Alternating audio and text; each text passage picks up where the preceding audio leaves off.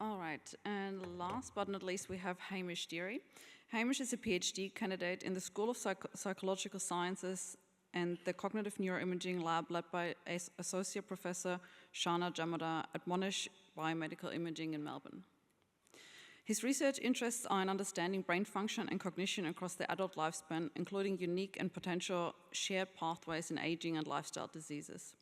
His PhD work includes the use of simultaneous functional PET and MR developed by Associate Professor Jamada's group to investigate the impact of age and insulin resistance on cerebral glucose metabolism, cerebral blood flow, and cognition.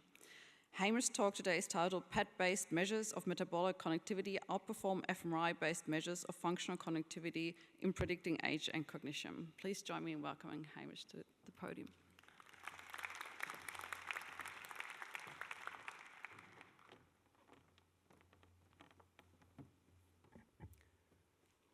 Thank you, Lena, and good afternoon, everybody.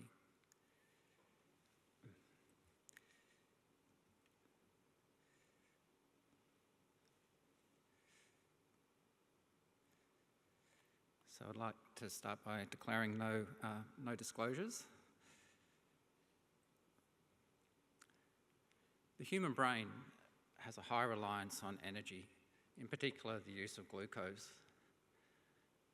The functional organisation of the brain is also shaped by its energetic requirements, and our research is interested in understanding how this changes in ageing.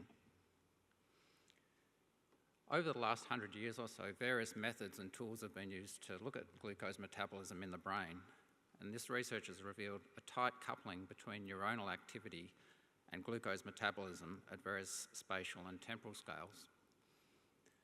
Early physiologists around 100 years ago discovered that brain function rapidly deteriorates when glucose supply is interrupted.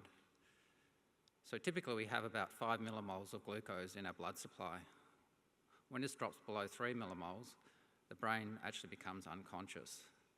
But of course, in between that, there's various levels of dysfunction. Around 60 years ago, pioneers of some neuroimaging techniques to index glucose metabolism, scientists like Sokolov, discovered that glucose oxidation is related to spike frequency and to neurotransmitter cycling rates. These are also quite tightly coupled. And then this laid the ground for more modern neuroimaging techniques like those that I'll talk about in our work, where we're using traces such as FDG, which is a glucose analogue, to index glucose rates and their dynamic use in brain regions across the brain. And researchers have shown that this varies across regions, although again they're quite tightly coupled. But for example, in the higher order or associative areas of the brain, glucose tends to be higher than in the primary processing regions. And then finally, in terms of the question we're interested in here, in terms of age differences, both our research and that of others has shown that ageing is associated with hypometabolism or reduced glucose across the brain, particularly in the frontal and temporal regions of the brain.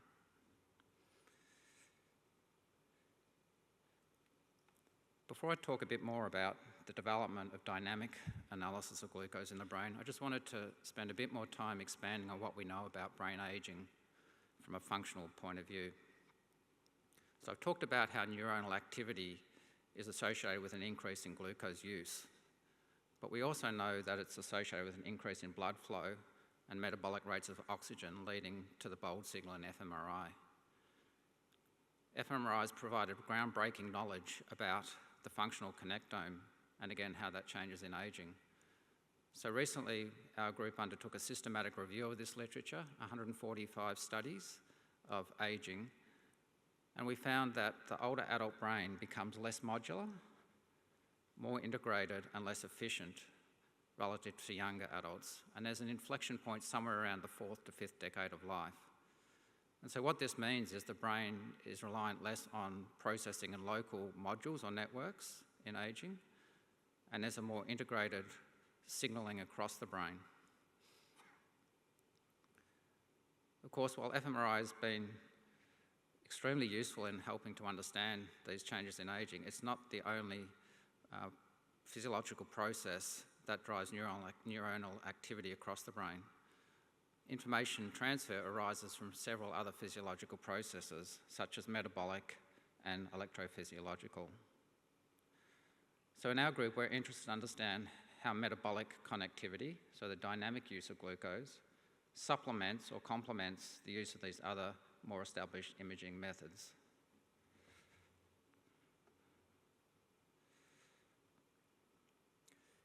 In the glucose research that I've shared so far, it's typical that the tracer is administered 20 to 30 minutes later, either a single or a small number of images are captured to index the metabolic rates of glucose. But to answer our question about the dynamic use of glucose, we need to establish a time series, and this has required the development of what's called fast temporal resolution functional PET, or FDG FPET. It's really only been in the last decade or so that this method has been developed, both by our group, but also by others. And what you see in the middle panel at the top here is some work in our group where we found that metabolic connectivity yields correlated but complementary or unique information relative to functional connectivity, particularly in terms of the topological organisation of the connectome. And in the top right, we found that functional and metabolic connectivity also provide complementary insights into the cognition connectome relationship. More recently, using the data set that I'm going to talk about in a moment, we looked at how FPET can distinguish younger and older adult cohorts and found important differences or changes in ageing that were linked to cognition. And I'll be talking about this analysis in a symposium in more detail on Friday, where we look at how the hubs within these regions in particular drive these cognitive changes. But returning to our current study, we had 4 aims or hypotheses that we looked to address. And these were really built from the research that I mentioned that we've reviewed so far.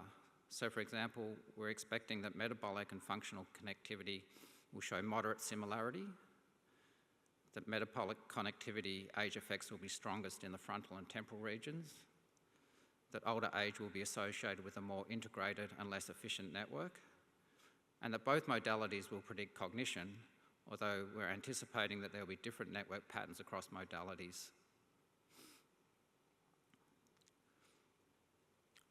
The data that I'm going to talk about is from the Metabolic Connectivity Project, or what we call METCON. We're continuing to build this data set, but at the point we ran these analyses, we had 40 younger and 46 older participants. The younger group had a mean age of 28, and the older group a mean age of 76. In terms of other demographics, such as education, BMI, blood pressure, blood glucose levels, they were within a normative range for adult populations. So we very much have a normative ageing group comparison in this analysis. Participants underwent a cognitive test battery, which included memory, executive function, and processing speed, before undertaking a 90-minute simultaneous PET-MR,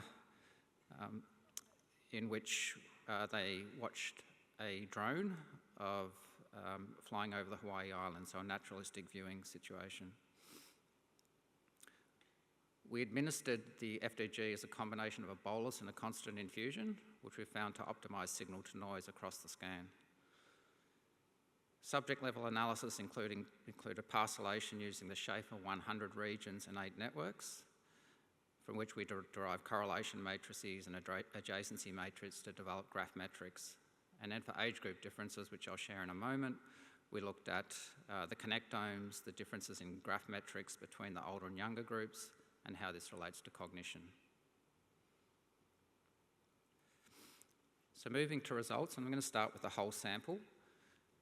The top left is the metabolic connectome, and the middle panel, the functional connectome. The most salient feature of the metabolic connectome is strong connectivity, particularly between the limbic, control and default networks, whereas for the functional connectivity, the most defining feature is the strong connectivity, particularly within networks, which you see on a diagonal of the matrix. In terms of our hypothesis about the similarity between these matrices, we're expecting moderate similarity because even though they're both indexing neuronal activity, they're using different physiological processes. And so you can see that the Dice coefficient supported this hypothesis.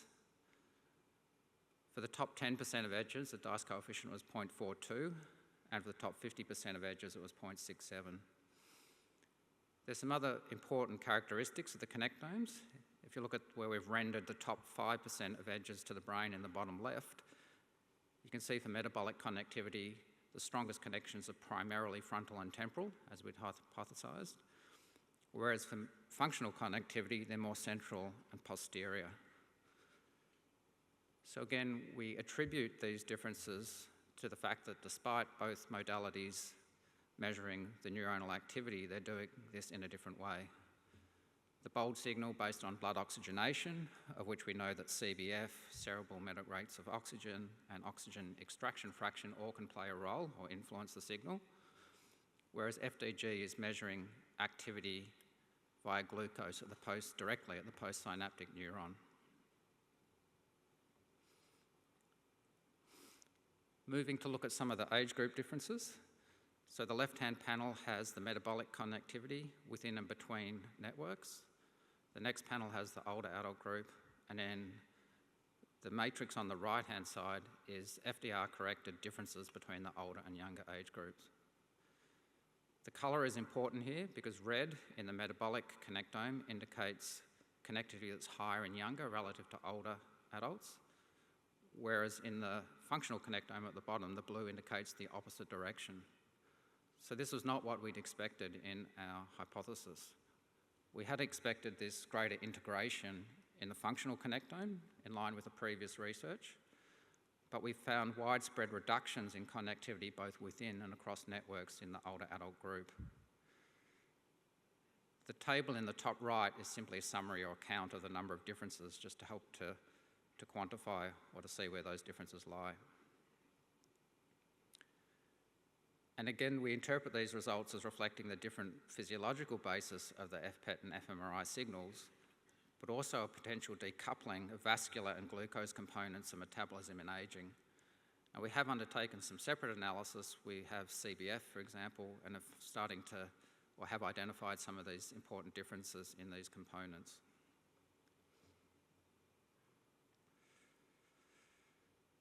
Next, looking at the graph metrics, and I appreciate this is a very dense chart, so it will take a moment to unpack it for you in a moment. But again, the highlights are in the table on the right-hand side. We're showing the number of age group differences found in each modality. And if you look at the red, green, and primarily blue regions, shaded regions, these are really where we're seeing the differences between older and younger adults across the modalities. So the take-home message here is that local efficiency much more strongly distinguishes older from younger adults, and that's across the brain.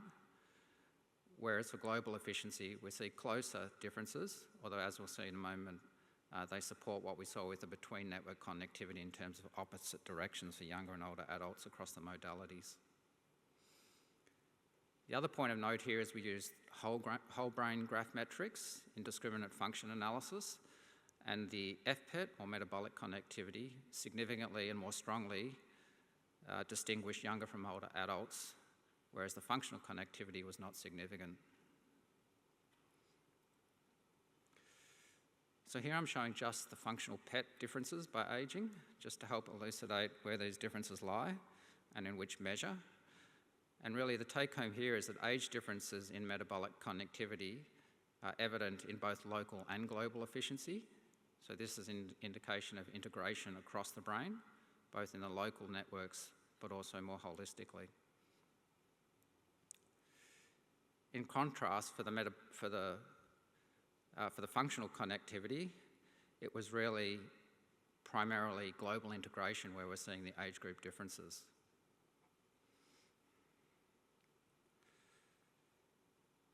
The final set of results was looking at the relationship between the whole brain graph metrics and cognition.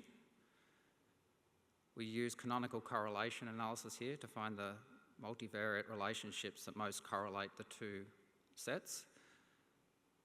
And again, we found that for the metabolic connectivity, there's significant associations, but not so for the functional connectivity. And if you look at the top panel, you see that higher local efficiency, in particular, as we saw in the younger adult group, is associated with better cognitive performance, particularly memory, task switching, but also processing speed.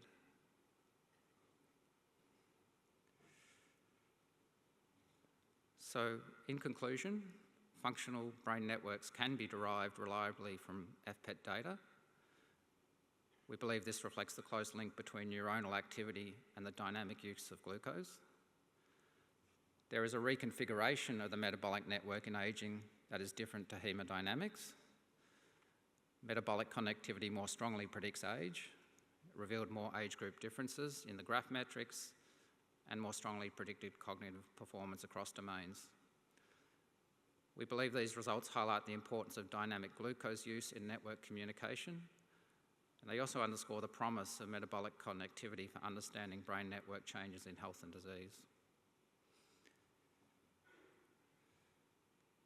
I'd like to thank the broader Metcon team, particularly my supervisors, for their supervision and mentorship. Also, they really built the vision and methods for this work, so I very much appreciate that. The work has been published, and there's a QR code there for those of you who are interested to download and read the full paper. So with that, thank you.